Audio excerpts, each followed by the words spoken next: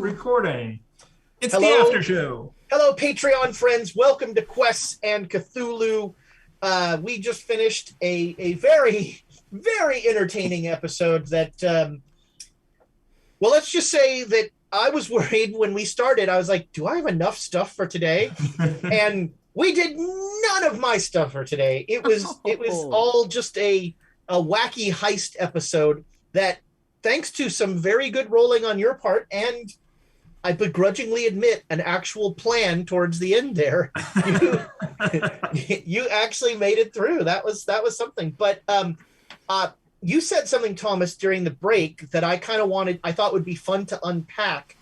You mentioned how, like, in Cthulhu, say it again. It's just that, fumbles are more fun than success, because you have to just completely think about how wrong things are, and just can I build on that? I think it is yes and it's not that, because again too, it's like Ezra could always give us really hard situations to think our way out of, but we have all of this time to blather and figure it out, where when you fumble, it's instantaneous. This happens and you have to react right now. Yeah. You don't get to have a full 20-minute discussion about how we're going to break into a building and pre-strokes kind of thing. Yeah. And I think part of that, from a GMing standpoint, is always making failure interesting. Because like if you fumbled and I just said everything, you blow up. I did that once, but there were reasons for that. But, if for the most part, you want the fumble to lead to something that is fun and entertaining and moves things forward. Yeah. And honestly, it wasn't necessarily bad, right? Mm-hmm. It was just not what you had planned. Yeah. Right. Yeah. So, I'm caught. My character doesn't speak Spanish. I don't know what to do. And then it's like, and the whole, you obviously could have been like, no, threw me in jail. It could have been really, really bad, but it was fun. Yeah. So, and I think that's the point, is like fumbles should be awful for the character, but they should not, but failure should always be interesting. Like the binary, like, you succeeded or you failed, is not as much fun as saying, like, right, here's how it just got harder, and just stack the complications on. Mm-hmm. Well, I mean, it's one of the basics of game design. It's like counterplay, is when you do something, it should make the player think, what do I do in response to this? Mm. Yeah, it was so in that interview I did with Eric Lang, he talks a lot about that and sort of how games sort of lead people to decisions, but also then free them to, or games give them a framework to make decisions that you're not expecting, and to kind of go with that. Yeah. And I don't like games that make you go down a path and you go down that path and then either the path stops or it keeps on going. So now this is nice that there's like little branches and little side things, and it's good. And I mean, this is actually why I think this is a warm take, I think, at least, but I think D&D needs less combat and more skill challenges, because I think you can do really skill challenges are your chance in D&D to have that moment where the fumble means that the city guard come by and how do we avoid them and that sort of thing, versus combat where the fumble is just, oh, you threw your sword, ha ha ha, or something like that. And I think the skill challenge part of D&D is actually its real opportunity to take advantage of that. I don't think enough GMs take advantage of that. I think that for them, it's almost a binary thing where it's like, because again, even like when you read the books, it's kind of like, okay, so if you succeed, from like 5 to 10, you get X amount of information. And then from 10 to 20 over, you get X amount of information. And then like the extreme success or the epic success. But a lot of GMs are just like, you fail and it's like, okay, well, nothing happens. Or, okay, like you don't get that information, or you don't, like, it's just a no. It's not a, this is an actual action that happens in consequence to you missing your skill check. Yeah. So in D&D, that never really happens. I mean, I noticed that, Ezra, you do this a lot. You do the, you'll open the door. It'll just take you time. I mean, I think that is a great way, especially if, if there's a time-based problem, that's a great way to, I was listening to Critical Role, and they were trying to gather information or something, and they all failed. And suddenly you could see Matt Mercer's thinking, crap, I had to give them this information to move on, right? So so having the you'll find it out, but it'll take you longer. There's or just some complication. It'll cost you money or something. Yeah.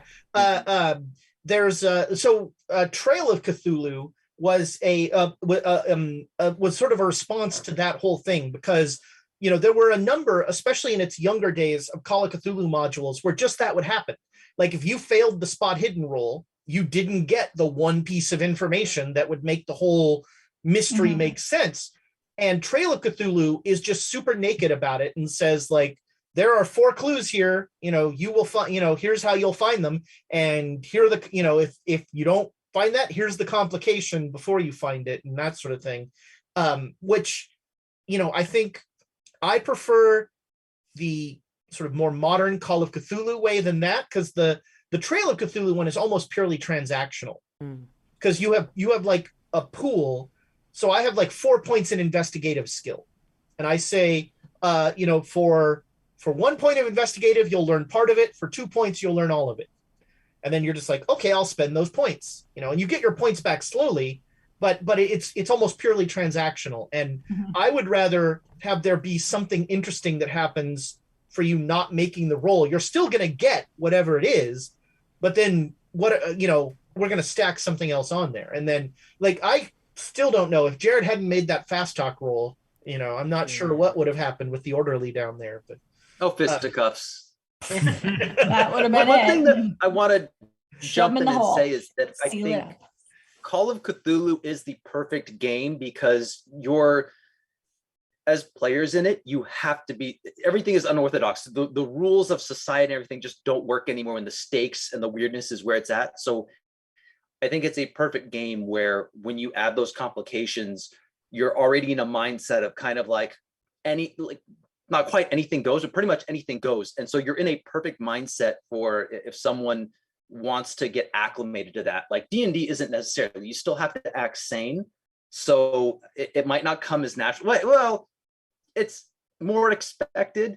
You know what I'm saying? Murder hobos are a thing for a reason. Yeah, but you that's understand not what I'm insanity. saying. That's just Call of Cthulhu is still you're so unorthodox, and you're expecting anything. You as you're playing it, the rules of the universe, like, you don't know. Stuff can just bend and warp in what you think, and so I think it's a perfect place to just try that out and get used to it. Whereas I think it's harder in other more traditional settings. That's all I'm saying. Oh yeah, I can see that. I think it's there are ways, I think, like I said, with skill checks and that sort of thing, to do it in other games. But to your point, the mechanics of Cthulhu lend themselves to it. right. The mechanics underpine the sort of narrative instinct of yes and or no but, that sort of thing. And I'm not saying you can't do it elsewhere. I'm just saying if you're playing Call of Cthulhu, I think you're more prone to coming across and becoming more acclimated to it. Yeah. I think you're right. To definitely like to see it in other one. You're already a crazy person. Yeah. You know what I mean? It's like at some point that scale tips where you're just like, there are ghosts, there are other creatures, there are fish people. And, you're just like, now the scale is this way. You can never go back to this way. Well, yeah, no, I mean, because other games, they don't have the sanity kind of aspect. You can see people throw fireballs and it's like, yeah, okay. And even if you've never, ever seen anything like that before in your life, it's kind of like, yeah, okay. That happened. Well, even think about where the first complication came from with this is because Jared critically failed while grave robbing on a whim, right? So like the initial situation was already... Actually, I really like that, because you weren't grave robbing. Well, you just failed on like your idea of what to do. Yeah. Yeah, and that was sure you grave robbed. Well, he thought like, I think we should get a body. And, when he fumbled, I'm like, yeah, you 100% think that, and the rest of us are like, no. Nope. And then when he said, but then he goes, I want a fancy body. And I was like, wait a minute, that's gonna and then like, oh no, I looked for the two like a nice statue above it. I did the work. This was a good one. And again, too, we're crazy people because we're fighting about how to find a fancy body in a graveyard. These are conversations that sane people don't have. Yeah. That's a fair point. That's a fair point. Coming up and talking to that orderly, like, someone stole the mayor's body. And he's like, what? Oh no, that's horrible. Who would do such a thing? I have to go now. And in fairness, there are, even within Call of Cthulhu, there are gradations. Like there are people who don't want any pulp elements in their game, and they are very much like, this is an investigative game and that sort of thing. And then there are on the other side, there are 100% pulp games where, you're having fist fights on the wings of airplanes and stuff like that. And I think we're somewhere in the middle. Masks, I think, was more pulp than we're doing here. Yeah. But you can Call of Cthulhu within the rules and also just within your group. There are ways to calibrate that so that you can find the game that kind of you want to do. And we're definitely all on the sillier end, but I think, that to me, that actually is a nice counter to the cosmic horror. Because if it's just constantly like bam, bam, bam, that gets old. And so having the ridiculousness of, to Nick's point, the ridiculousness of these people are choosing the worst possible way to go about this stuff, but that's the only thing they can think of, that adds a nice wrinkle and sort of softens the one note of it all. Yeah. It would be weird, I think, to play in a serious campaign. I did it once and it was hard, partly because I just automatically go to comic relief. Yeah. And this person really was like, wanted to play up the horror. And in fairness, I couldn't argue when they were like, look, you should, this is something your person would take seriously and that sort of thing. And, but it was just really hard for me to do. But it can be, when with a good GM who has buy-in from their players and that kind of system, it can be really effective. It can be really good. If you get a chance, you don't know how my character would cope. Well, and that's kind of the question is like, some characters would have like this sort of like, I'm going to laugh it off, mechanism of being, you know what I mean? There's always like the comedian in the group, but then also they're like throwing up in the bathroom, like a scene later from like, oh my God, that was horrible. Yeah. But like, was that game more like we accept what's happening? Cause I think that's the part where it's like, is it serious or not serious? Is like the acceptance of otherworldly stuff. So no, I think this was a lot more of kind of I'm trapped in a haunted house kind of thing. Yeah, terrestrial terror, like realizing like serial killer stuff and that sort of thing. Which, I think that's not necessarily my jam, but it can, it can do some interesting stuff with it if you but that's where you want to be careful that everybody at the table, is okay with the realer aspects of things versus, it's one thing if it's an evil lizard woman who's killing people. It's another thing if it's a nice old lady who just skins people for no reason, just because she's not well. All right. Well, this was our first time back after a few weeks off, and we hit the ground running. It'll be fun to see how Susanna deals with the repercussions of all of your shenanigans. Doesn't have to. Who tells her? And hopefully the chest doesn't bring Hernan Cortez back to life as a zombie.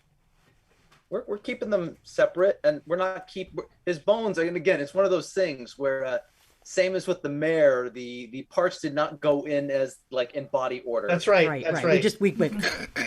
You'll have to sort him out for the consecration, though. If he does come back to life, he will be extra awful. Well, and not only that too, we just keep him alive and then shove him in that like hole again. Just be like, here, join the rest of you and just kick him in the hole. Throw him in the consecrated ground and say, let God sort him out. There you go. There you go. It's a jigsaw puzzle for God. All right. Well, Patreon friends, thank you so much for all you do for Quests and Chaos.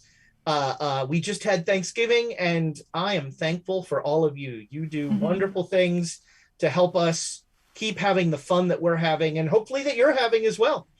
And so keep being awesome. That's all. Goodbye, Patreon friends.